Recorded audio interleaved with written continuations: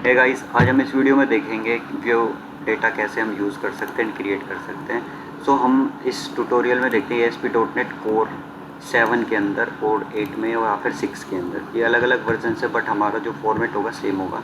तो बेसिकली इस टॉपिक में हम देखेंगे व्यू डेटा के बारे में। सो यहाँ पे बेसिक छोटी सी डेफिनेशन है। व्यू डेटा एक डिक्शनरी ऑब्जेक्ट है जो अलो करता है डेटा को पास करने के लिए कंट्रोलर से व्यू के अंदर, ठीक है। सो ये कुछ नहीं करता, लाइक अ सेशन और व्यू स्टेट जो हम पुरानी ASP.NET में यूज़ करते थे।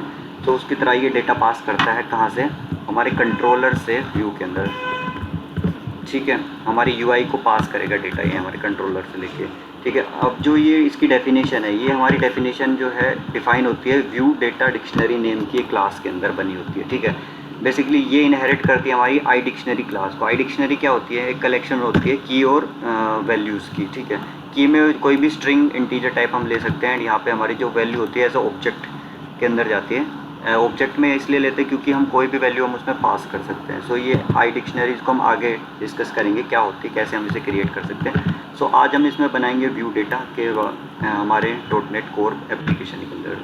सो इसे प्रैक्टिकली करते हैं। हम चलते हैं हमारे VS कोड में, सॉरी विजुअल स्टूडियो में। सो यहाँ से हम एक नया प्रोजेक्ट क्रिएट करते हैं, ठीक है। यहाँ पे हम हमारा टेम्पलेट सेलेक्ट करेंगे। यहाँ पे सिंपल लिख देते हैं MVC एंड यहाँ पे आ जाएगा मॉडल व्यू कंट्रोलर, ठीक है। ये पहला हमारे जो ऑप्शन आ गया यहाँ पे, इससे सेलेक्ट करते हैं। तो यहाँ पे प्रोजेक्ट का नेम ले लेते हैं, लाइक मैंने लिया व्यू डेटा एग्जाम्पल, ठीक है। प्रोजेक्ट का नाम ले दिया मैंने। यहाँ पे ये स्टोर हो रहा है मेरी इस लोकेशन पे, हम चाहे तो इसको चेंज कर सकते हैं, ठीक है। अभी ऐसे हम बाय डिफ़ॉल्ट छोड़ देते हैं। सो यहाँ पे हम फ्रेमवर्क सेलेक्ट करेंगे 7, 8 और मैंने अभी 7 और 8 का जो हमारा फ्रेमवर्क इंस्टॉल किया हुआ है इसलिए यहाँ पे आ रहा है। सो हम इसे 8 में क्रिएट करते हैं सिंपल, ठीक है। अभी कुछ टाइम बाद हमारा डायरेक्टली ये नया प्रोजेक्ट यहाँ पे क्रिएट हो जाएगा, ठीक है। देखो यहाँ पे एक नया प्रोजेक्ट यहाँ पे क्रिएट हो गया। हमारी प्रोग्राम फाइल्स ये है हमारे, इसमें हम मिडलवेयर्स को लोड करेंगे, ठीक है। सो अभी बाय डिफ़ॉल्ट ये जा रहा है हमारे होम कंट्रोलर के इंडेक्स मेथड पे। सो हम फटाफट से प्रोग्राम को रन कर लेते हैं।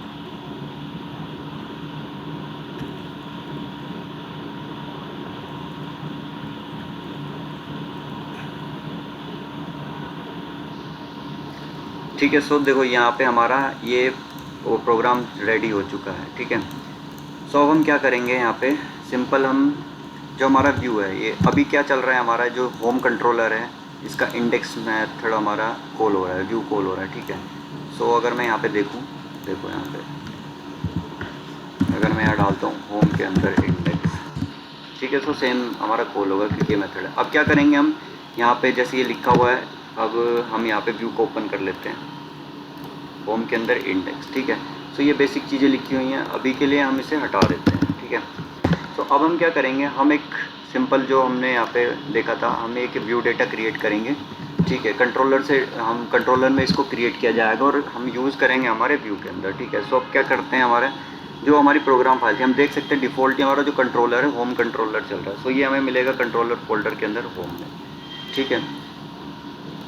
जब भी मेरा इंडेक्स कॉल होगा, ठीक है, सो वो सर्च करता है होम कंट्रोलर में इंडेक्स को। सो यहाँ पे हमारा प्रोग्राम लाई करता है। तो देखो यहाँ पे इंडेक्स मेथड बना हुआ है, हमारा एक्शन बना हुआ है, आई एक्शन रिजल्ट, ठीक है। सो जब भी मेरा पेज लोड होगा, सो ये पहले मेरा कंट्रोलर यहाँ पे कॉल होगा एंड यहाँ पे व्यू रिटर्न करेगा। कौन सा व्यू रिटर्न करेगा, इंडेक्स को। इंडेक्स यहाँ पे क्रिएट हो रखा है। सो अभी यहाँ पे हम व्यू डेटा को क्रिएट करेंगे, ठीक है। सो व्यू डेटा क्रिएट करने के लिए हम क्या करने वाले हैं, यहाँ पे सिंपल हम लिखेंगे व्यू डेटा, ठीक है। एंड ये ब्रैकेट्स लगाएंगे एंड सिंपल डबल कोट दे देंगे। डबल कोट में क्या देंगे हम यहाँ पे, ठीक है, उसकी की देंगे, किस नेम से हमें उसको आइडेंटिफाई करना है, ठीक है। मान लो स्टूडेंट इन्फॉर्मेशन और खाली स्टूडेंट में इसका नाम दे देता हूँ, ठीक है। एंड इसके अंदर मैं क्या डालता हूँ, मानो कोई नाम डाल दिया मैंने योगेश, अभी के लिए मैं बाय डिफ़ॉल्ट योगेश डाल देता हूँ, ठीक है। सो पहला मेरा ये व्यू डेटा मैंने यहाँ पे क्रिएट कर लिया, ठीक है, होम कंट्रोलर के इंडेक्स मेथड के अंदर, ठीक है। तो अब क्या करेंगे, यहाँ पे देखो मैंने लिख दिया। अभी अगर मैं हमारा प्रोग्राम को दोबारा से एक बार रोकते हैं, स्टार्ट करते हैं दोबारा, ठीक है।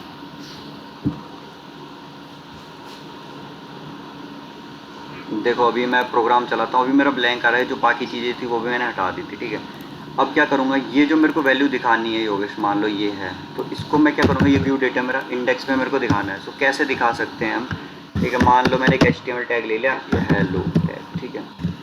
अगर मैं अब प्रोग्राम दोबारा से रन करता हूँ, तो मेरे को क्या दिखेगा, इंडेक्स में एक हेडिंग दिखेगी H1 पे जिस पे हेलो लिखा होगा, ठीक है, हेलो लिखा हुआ है। अब मेरे को व्यू डेटा यूज़ करना है। सो जब भी इंडेक्स में हम यूज़ करते हैं तो हम @ सिंबल को यूज़ करते हैं, एंड हम जो भी हमारा CS में कंट्रोल बनाया होता है हमने, वेरिएबल हो चाहे तो कोई प्रॉपर्टी हो, वो हम डायरेक्टली @ के बाद हम लिख सकते हैं। तो इस तरह से हम इसे एक्सेस कर पाएंगे। अगर अब मैं प्रोग्राम चलाऊँ तो देखो क्या होगा, ठीक है, देखो हेलो योगेश यहाँ पे मेरा क्रिएट हो गया, ठीक है। सो इस तरह से मैं व्यू डेटा को क्रिएट कर सकता हूँ, कंट्रोलर में पास कर सकता हूँ डायरेक्टली मेरे व्यू के अंदर, ठीक है। अब ये जो व्यू डेटा है किसी भी तरह का जो है वैल्यू को कंटेन कर सकते हैं। क्यों कंटेन कर सकता है, क्योंकि हमने यहाँ पे अभी बताया था कि ये जो है ना व्यू डेटा डिक्शनरी टाइप का है, एंड इसका टाइप क्या है, ये इनहेरिटेड है मेरा आई डिक्शनरी से। एंड डिक्शनरी मेरी जो है की एंड वैल्यू पेयर्स का कॉम्बिनेशन होता है, जिसमें हम कुछ भी हम पास कर सकते हैं, जो भी हम किसी भी टाइप की वैल्यू यूज़र डिफाइंड यहाँ पे पास कर सकते हैं। जैसे मान लो अब स्टूडेंट है, ठीक है, अब मैंने एक क्लास बना दी, ठीक है, मान लो यहाँ पे मैं एक क्लास बना लेता हूँ हमारे मॉडल के अंदर, ठीक है। मैंने एक नया फाइल बना ली, इस क्लास का नाम दे दिया मैंने student.cs, ठीक है। क्लास है स्टूडेंट नेम की। अब मैं इसमें कुछ प्रॉपर्टीज़ लिख लेता हूँ, प्रॉपर्टीज़ में इंटीजर टाइप की, लाइक स्टूडेंट ID, ठीक है। यहाँ पे मैंने स्ट्रिंग दे दिया स्टूडेंट नेम, ठीक है। इसी तरह से जितनी चाहे हम इसमें दे सकते हैं, लाइक मैंने इसमें एक और स्ट्रिंग दे दिया क्लास नेम, ओके। अब ये जो क्लास है, मैंने क्लास बना ली स्टूडेंट। अब मैं इसको मान लो यहाँ पे एक्सेस कर लेता हूँ स्टूडेंट, ठीक है। अब ये जो क्लास मैंने यहाँ पे एक्सेस की, इसका ठीक है ऑब्जेक्ट क्रिएट करेंगे। हम ऑब्जेक्ट क्रिएट करने के लिए हम डायरेक्टली इस तरह सिंटेक्स लिखते हैं न्यू कीवर्ड की मदद से, ठीक है। अब मैं क्या करता हूँ यहाँ पे स्टूडेंट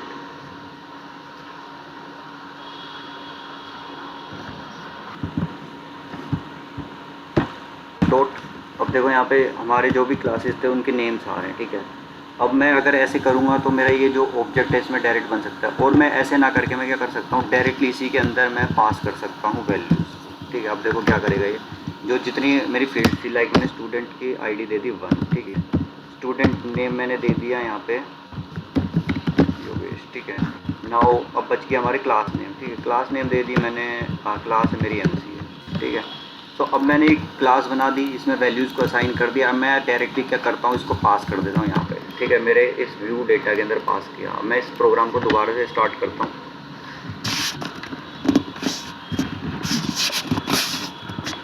ठीक है। अब देखो क्या हुआ है यहाँ पे, अब मेरा क्या आया है, view data example dot models dot student, ठीक है। ये आया ऐसे लिख के, क्यों आया ये पूरा का पूरा, व्यू डेटा एग्जाम्पल क्या था, व्यू डेटा एग्जाम्पल अगर मैं देखूँ तो देखो मेरा इस प्रोजेक्ट का नेम है, ठीक है। इस नेम को इसने एक्सेस किया, इसमें मॉडल्स नेम का एक फोल्डर था, ठीक है, जो मॉडल्स में मैंने बनाया, एंड इसमें मैंने स्टूडेंट नाम की क्लास बनाई। सो इसने डायरेक्टली उसको एक्सेस कर लिया। क्यों कर लिया, क्योंकि मैंने पूरी स्टूडेंट को पास किया व्यू डेटा में, एंड व्यू डेटा को हमने यहाँ पे एक्सेस कर किया हुआ है, ठीक है। अगर मेरे को वो क्लास यूज़ करनी है, ठीक है, सो मैं कैसे कर सकता हूँ, मान लो मैंने कहा था @ लगाते हैं तो हम एक्सेस कर सकते हैं, ठीक है। अब अगर मेरे को प्रोग्राम लिखना है तो डायरेक्टली @ लिख के मैं ऐसे कर्ली ब्रेसेस दे सकता हूँ इसमें। अब कोई भी मैं इसमें वेरिएबल बना लेता हूँ, वेयर बार, लाइक मैंने स्टूडेंट नेम से बना लिया, ठीक है। अब स्टूडेंट नेम से बना लिया, अब मैं क्या करूँगा, जो मेरा ये पाथ आ रहा था, इस पाथ को यहाँ से डायरेक्ट भी उठा सकता हूँ, और हम यहाँ पे देखेंगे तो ये भी देखो यहाँ पे ऑलरेडी लिखा हुआ है यहाँ पे, ठीक है। सो इसको डाल सकता हूँ मैं यहाँ पे, देखो सजेशन दे रहा है मॉडल डॉट, मैंने मान लो स्टूडेंट ले लिया यहाँ पे, ओके, ठीक है। इस तरह से लिख सकते हैं। अब देखो यहाँ पे कोई एरर दे रहा है, ये बोल रहा है कि स्टूडेंट एक टाइप है, ठीक है। सो टाइप का क्या मतलब है, हम इसको कन्वर्ट करेंगे, ठीक है। कन्वर्ट कैसे कर सकते हैं, एज लगा के कन्वर्ट कर सकते हैं। अब कन्वर्जन किस चीज़ का करना है हमें, मान लो देखो व्यू स्टेट, ये व्यू डेटा हमने यहाँ पे यूज़ किया था, तो व्यू डेटा का कन्वर्जन करना है इसके अंदर, इसमें। अब जो भी मेरा स्टूडेंट होगा वो इसमें आ गया होगा। मान लो मैं यहाँ पे लिखता हूँ, मैंने H1 टैग लिया यहाँ पे, स्टूडेंट ID दे दी यहाँ पे, ठीक है। अब मैं लिखता हूँ @student डॉट, अब देखो सारी की सारी जो क्लासेस थी मैं यहाँ पे एक्सेस कर सकता हूँ, लाइक स्टूडेंट ID यहाँ पे हो गया, ठीक है। अब यहाँ पे बोलता है कि ये जो है ना, देखो पॉसिबली नल वेरिएबल्स को, जो नल है ये बोल रहा है, इसका मतलब हो गया ग्रीन लाइन का कि ये नलेबल भी हो सकता है, ज़रूरी नहीं कि इसमें ID हो। सो मैं इसमें डायरेक्टली यहाँ पे क्वेश्चन मार्क दे सकता हूँ। सो मैंने इसको बता दिया मेरे जब भी मेरा जो .NET कोर कंपाइलर है हमारा कि ये जो वेरिएबल है ये नलेबल भी हो सकता है। अगर मैं इस क्वेश्चन मार्क को हटा दूँ तो ये समझेगा कि ये नॉट नल है, ठीक है, नलेबल नहीं होगा, ठीक है, हर बार उसको नॉट नल ये कंसीडर करता है। अब मैंने क्वेश्चन मार्क दे दिया तो ये बोलेगा कि नलेबल भी हो सकता है, ठीक है। अब मैंने यहाँ पे लाइक मान लो स्टूडेंट नेम डाल दिया यहाँ पे, सेम मैंने इसके लिए अब यहाँ पे डाल दिया, ठीक है, क्लास नेम दे दिया यहाँ पे। अब यहाँ पे हो जाएगा स्टूडेंट नेम एंड नीचे मैंने दे दिया यहाँ पे स्टूडेंट क्लास, ठीक है। अब दोबारा से एक बार प्रोग्राम को हम स्टार्ट करते हैं, ठीक है। देखो सारे की सारी प्रॉपर्टीज़ में यहाँ पे पूरी जो क्लास में मैंने क्रिएट की थी और डिफाइन की थी वैल्यूज़ यहाँ पे मैं एक्सेस कर पा रहा हूँ व्यू डेटा की मदद से। सो इस तरह से हम व्यू डेटा को हमारे एप्लीकेशन के अंदर यूज़ कर सकते हैं। सो ज़्यादा वीडियोज़ के लिए लाइक करो, शेयर करो, सब्सक्राइब करो चैनल को।